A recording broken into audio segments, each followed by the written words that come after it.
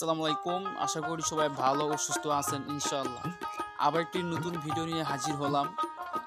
আপনাদেরকে আমাদের যে গাইবান্ধা জেলা আছে, এই জেলায় যে সুন্দর জায়গা আছে এগুলো এই ভিডিওতে তুলে ধরা হবে। আপনারা সম্পূর্ণ ভিডিও দেখতে থাকবেন ইনশাআল্লাহ।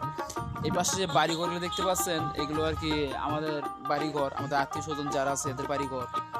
আর এই ফাঁকা জায়গাটা যেটা দেখতে পাচ্ছেন এটাতে আর কি এখন পড়ে রয়েছে, যখন আর কি চাষ করা হবে, চাষ করবে ধান গাড়বো এখানে আর কি।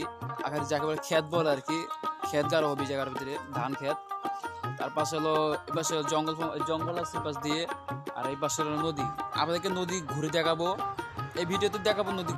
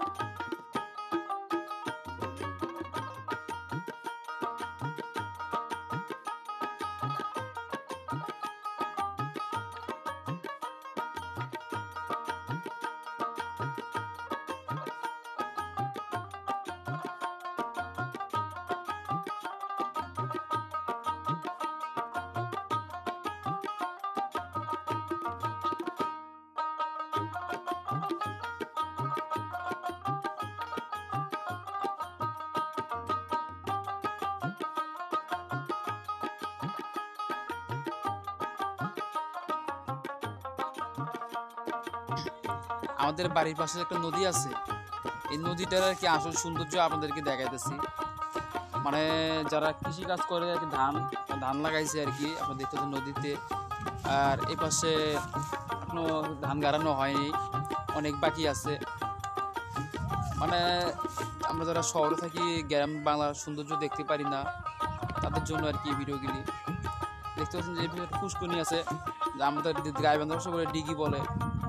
তারপরে দেখতে পাচ্ছেন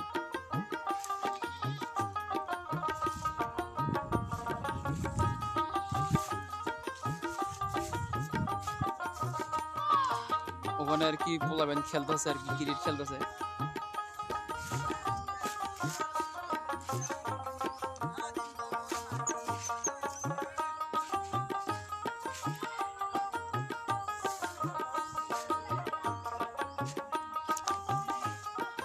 যারা গ্রামে বসবাস করে, তারা ওই যে গরুর যে গোবরটা থাকে, সেই গোবর দিয়ে কিন্তু যে এরকম ছোট ছোট করে মানে আগুন ধরা নিয়ে লাগে আর কি, একটা শুকায় আর আগুন ধরে ভাত আনতে অনেক কিছু পাক করে আর কি।